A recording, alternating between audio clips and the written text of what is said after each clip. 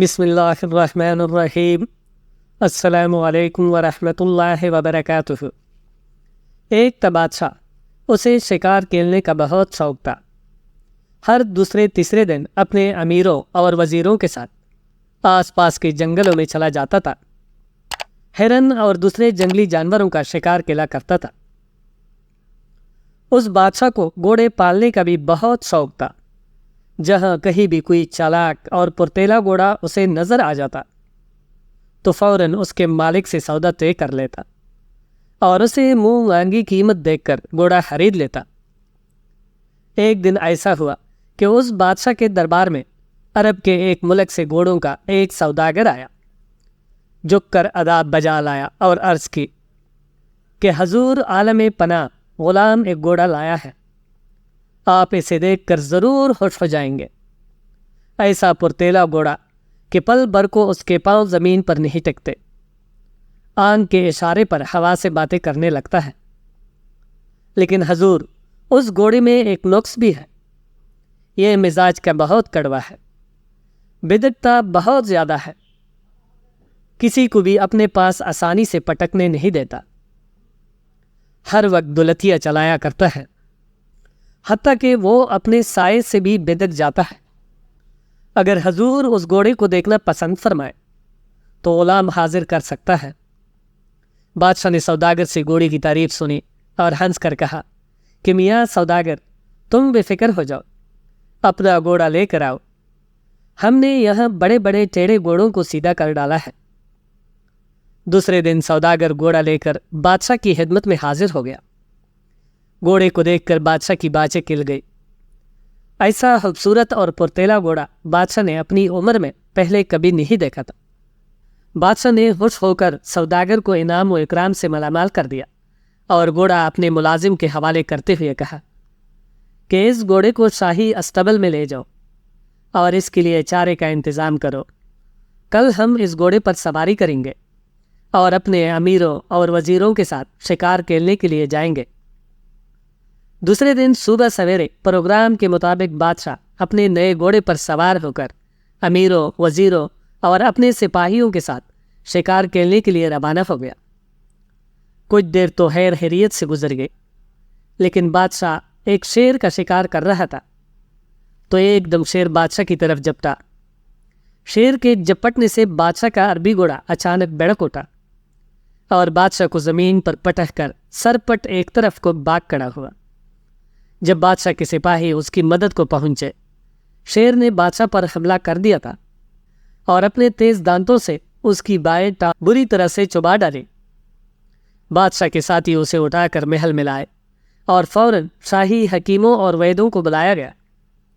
حکیموں اور ویدوں نے علاج شروع کر دیا۔ انہوں نے اپنی طرف سے کوئی کسر اٹھا نہ رکھی، لیکن بادشاہ کی ٹانگ شیر نے اس بری طرح سے کچل ڈالی تھی کہ وہ اچھی نہ ہو پائی، اور آخر سب حکیموں اور ویدوں نے یہی فیصلہ کیا کہ بادشاہ کی جان اسی صورت میں بچ سکتی ہے کہ اس کی ٹانگ کاٹ دی جائے۔ چنانچہ حکیموں اور ویدوں نے ایک آپریشن کر کے بادشاہ سلامت کی ٹانگ کاٹ ڈالی۔ تھوڑی ہی دنوں کے اندر ٹانگ کا زخم بڑھ گیا اور بادشاہ بالکل صحت یاب ہو گیا، لیکن ایک ٹانگ کٹ جانے کا بادشاہ کو بہت ہی زیادہ صدمہ پہنچا۔ اب وہ ہر وقت اداس اور غمگین رہنے لگا۔ اب اس نے شکار پر جانا بھی چھوڑ دیا تھا، ہر وقت مسحری پر خاموش پڑا رہتا تھا۔ اس بادشاہ کی ایک بہت ہی خوبصورت بیٹی بھی تھی، اس کا نام ماجبین تھا۔ وہ اپنے باپ سے بہت محبت کرتی تھی۔ اس کا دل بہلانے کے لیے گھنٹوں اس کی مسحری کے پاس بیٹی رہتی اور ستار بجا بجا کر اپنی میٹھی اور سریلی آواز سے اس کو پیارے پیارے گیت سنایا کرتی تھی، لیکن اس کا غم کسی طرح دور نہ ہوتا تھا۔ بادشاہ کے محل سے دور ایک پہاڑی تھی، اس پر ایک بوڑھا رہتا تھا جو بہت عقل مند اور دانا انسان تھا۔ دور دور سے لوگ اس کے پاس آتے تھے اور اپنی مصیبتیں بیان کیا کرتے تھے، اور یہ دانا آدمی ان سب کو بہت مفید مشورے دے کر ان کی ضرورتیں پوری کیا کرتا تھا۔ ایک دن بادشاہ کے وزیروں نے آپس میں بیٹھ کر صلاح مشورہ کیا اور اس نتیجے پر پہنچے کہ اس بوڑھے کو بلانا چاہیے، شاید وہ بادشاہ کا غم دور کر سکے۔ جب بوڑھا بادشاہ کے سامنے حاضر ہوا تو بادشاہ نے اسے عزت سے اپنے پاس بٹھایا اور کہا کہ بڑے میاں، تم میرے ملک میں سب سے زیادہ دانا اور عقلمند آدمی ہو۔ اگر تم کسی طرح میرا غم دور کر دو تو میں تم کو اپنی آدھی سلطنت دے دوں گا اور اپنی بیٹی کی شادی بھی تم سے کر دوں گا۔ بوڑھے نے مسکرا کر بادشاہ سے کہا کہ حضور، میں پہاڑی پر ایک چھوٹی سی کٹیا میں رہتا ہوں، تخت و تاج لے کر کیا کروں گا؟ میری عمر اس وقت تقریباً 80 برس کے قریب ہو چکی ہے اور شہزادی ابھی جوان ہے، بلا کبھی بوڑھے اور نوجوان کا بھی ساتھ ہوا ہے۔ آپ ایسا کیجئے کہ اپنے ملک میں ڈنڈورا پٹوا دیجئے کہ جو کوئی بادشاہ سلامت کے لیے نئی ٹانگ لائے گا اسے آدھی سلطنت انعام کے طور پر دے دیں گے اور اس کے ساتھ ہی اپنی بیٹی کی شادی بھی کر دیں گے۔ کیا معلوم کہ کوئی ایسا عقلمند اور بہادر نوجوان مل جائے جو حضور کی خواہش پوری کر دے۔ یہ سن کر بادشاہ خوشی سے اچھل پڑا اور بولا کہ بہت خوب، مجھے تمہاری یہ رائے بہت پسند آئی ہے، میں ابھی اس کا انتظام کر دیتا ہوں۔ دوسرے دن بادشاہ کے حکم کے مطابق سارے شہر میں ڈنڈورا پٹوا دیا گیا کہ جو کوئی ہمارے لیے ایک نئی ٹانگ لے کر آئے گا، ماں بدولت اسے آدھا تخت اور اپنی بیٹی کی شادی بھی اس سے کریں گے۔ یہ ڈنڈورا سن کر سینکڑوں لوگوں کا جی للچایا اور وہ جلد جلد ٹانگیں بنانے لگے۔ چند دن بعد سینکڑوں لوگ مصنوعی ٹانگیں لے کر بادشاہ سلامت کے محل کے سامنے آ کر جمع ہوئے اور لگے ایک دوسرے کو دھکے دینے اور چلا چلا کر کہنے لگے کہ بادشاہ سلامت، ٹانگ حاضر ہے۔ حضور، میں نے بہت اچھی ٹانگ بنائی ہے، آپ کو یقیناً پسند آئے گی۔ ہر شخص کی یہی کوشش تھی کہ میں سب سے پہلے بادشاہ کے سامنے پہنچوں اور اپنی بنائی ہوئی ٹانگ پیش کر کے بہت سا انعام و اکرام حاصل کر سکوں۔ لوگوں نے اتنا شور و غل مچا رکھا تھا کہ کان پڑی آواز سنائی نہ دیتی تھی۔ محل کے دروغہ نے انہیں زبردست ڈانٹ پلائی اور کہا کہ اگر تم لوگ چپ نہ ہوں گے تو میں ابھی تم سب لوگوں کے سر اڑا دوں گا۔ آخر بادشاہ نے حکم دیا کہ انہیں ایک ایک کر کے ہمارے سامنے پیش کیا جائے۔ پہلا شخص بادشاہ سلامت کے سامنے پیش ہوا۔ وہ لکڑی کی ٹانگ بنا کر لایا تھا۔ کہنے لگا کہ بادشاہ سلامت، ذرا اس ٹانگ کو آزمائیے، اگر ٹھیک نہ آئے تو میں اپنی ناک کٹوا دوں گا۔ جب بادشاہ نے وہ لکڑی کی ٹانگ اپنی کٹی ہوئی ٹانگ پر لگائی تو وہ ایسی باری تھی کہ بادشاہ کا اپنی جگہ سے ہلنا جلنا ممکن نہ رہا۔ بادشاہ غصے سے آگ بگولا ہو گیا اور اس نے وہی ٹانگ اٹھا کر اس آدمی کے سر پر دے ماری۔ اب دوسرا آدمی حاضر ہوا۔ وہ ٹین کی بنی ہوئی ٹانگ لایا تھا۔ دیکھنے میں تو یہ ٹانگ بہت خوبصورت تھی، لیکن جب بادشاہ نے اسے اپنی کٹی ہوئی ٹانگ کے اوپر لگایا تو وہ وہی پنس کر رہ گئی۔ ٹانگ لانے والے آدمی کے چہرے پر ہوائیاں اڑنے لگی اور وہ تر تر کانپنے لگا۔ بادشاہ کے امیروں اور وزیروں نے بہت کوشش کی کہ کسی طرح سے یہ ٹین کی ٹانگ اتر آئے، لیکن کچھ کامیابی نہ ہوئی۔ آخر لوہار کو بلوایا گیا اور اس نے بادشاہ کو اس مصیبت سے بڑی مشکل سے چھٹکارا دلایا۔ بادشاہ اس تکلیف کے باعث سخت آگ بگولا ہو رہا تھا۔ اس نے حکم دیا کہ اس بدتمیز آدمی کے گلے میں یہی ٹین کی ٹانگ باندھ کر اسے بتھوں والے تالاب میں پھینک دیا جائے۔ اس کے بعد اور بھی بہت سے لوگ ٹانگیں لے کر بادشاہ کی خدمت میں پیش ہوئے۔ ان میں ایسے بھی بیوقوف لوگ شامل تھے جو کہ روئی اور کپڑوں کی ٹانگیں بنا کر لائے تھے اور کئی ایک بانس کی ٹانگیں بھی لائے تھے۔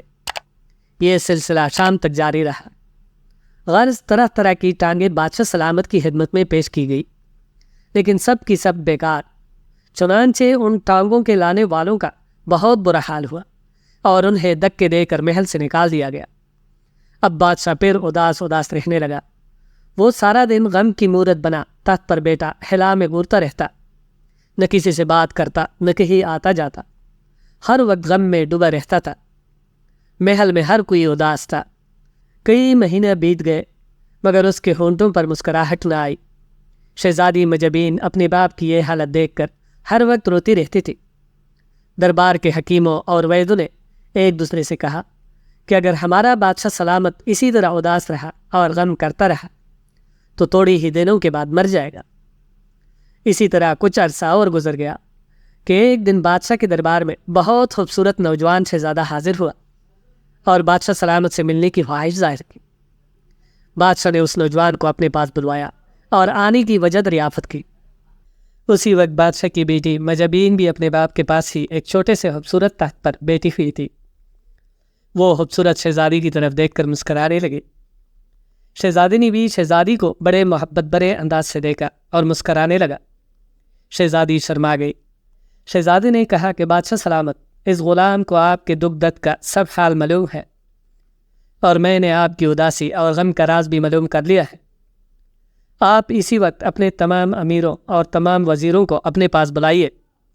اس وقت میں حضور کی خدمت میں سچ مچ کی ٹانگ پیش کروں گا۔ وہ لکڑی، ٹین، کپڑے یا روئی کی ایسی واہیات ٹانگ نہیں ہوگی، بلکہ خون اور گوشت کی بنی ہوئی ٹانگ ہوگی۔ بادشاہ سلامت کی آنکھیں شہزادی کی بات سن کر خوشی سے چمک اٹھی، کہنے لگا، اے نوجوان، کیا تم سچ کہتے ہو؟ شہزادے نے کہا کہ ہاتھ کنگن کو آرسی کیا، کل اسی وقت دربار میں حضور اپنی آنکھوں سے یہ دیکھ لیں گے۔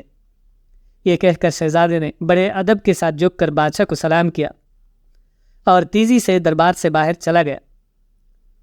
دوسرے دن بادشاہ نے اپنے سب امیروں اور تمام وزیروں کو دربار میں اکٹھا کر لیا۔ بادشاہ کی بیٹی مجبین کل کی طرح آج بھی اس کے پاس ایک چھوٹے سے تخت پر برجمان تھی۔ سب لوگ بہت بے صبری سے اس شہزادے کا انتظار کرنے لگے۔ تھوڑی ہی دیر کے بعد نوجوان شہزادہ دربار میں داخل ہوا۔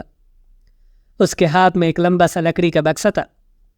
وہ بادشاہ کے تخت کے پاس گھٹنوں کے بل بیٹھ گیا اور کہنے لگا کہ لیجیے بادشاہ سلامت، یہی وہ خون اور گوشت کی بنی ہوئی ٹانگ ہے جس کا کل میں نے آپ سے وعدہ کیا تھا۔ یہ کہہ کر اس نے لکڑی کا وہ بکس کھولا اور ایک ہرن کی ٹانگ نکال کر بادشاہ کے سامنے پیش کر دی۔ تمام دربار پر سناٹا چھا گیا۔ امیروں اور وزیروں کے چہرے پر ہوائیاں اڑنے لگی۔ بادشاہ کا چہرہ غصے سے سرخ ہو گیا۔ اس نے شہزادی کی طرف قہر بری نظروں سے دیکھا اور پھر اچانک ایک دم اس کا سارا غصہ اتر گیا اور اس نے زور سے کہہ لگایا۔ یہ دیکھ کر دربار کے لوگ پہلے تو بہت حیران ہوئے، مگر جب انہوں نے بادشاہ کو ہنستے دیکھا تو وہ بھی سب ہنسنے لگے، اور مجبین کا تو یہ حال تھا کہ ہنسی کے مارے دوہری ہوئی جا رہی تھی۔ بادشاہ نے کہا کہ اے نوجوان شہزادے، تم نے جس ہوشیاری اور عقل مندی سے مجھ سے شرط جیتی ہے، میں اس کی داد دیتا ہوں، اور اب میں کبھی غمگین نہیں رہوں گا۔ کل شہزادی سے تمہاری شادی کر دی جائے گی۔ دوسرے دن شہزادے اور شہزادی مجبین کی شادی ہوگی۔ اس روز بادشاہ نے اپنے سب امیروں اور وزیروں کی دھوم دھام سے ضیافت کی، اور بادشاہ، مجبین اور شہزادے نے وہ ہرن کی ٹانگ خوب مزے لے لے کر کھائی۔ دوستو، انسان کا ہر عضو اللہ تعالیٰ کی طرف سے نعمت ہوتا ہے۔ اگر یہ نعمت چھن جائے تو وہ کبھی دوبارہ واپس نہیں آتی۔ اللہ سے دعا ہے کہ اللہ پاک ہم سب کو سلامت رکھے، آمین۔ ویڈیو پسند آئی ہو تو شیئر ضرور کیجیے۔ کیا آپ نے یہ کہانی بچپن میں اپنے دادا، دادی، نانا یا کسی بھی بزرگ سے سنی تھی؟ تو کمنٹ سیکشن میں ضرور بتائیے گا۔ اللہ حافظ۔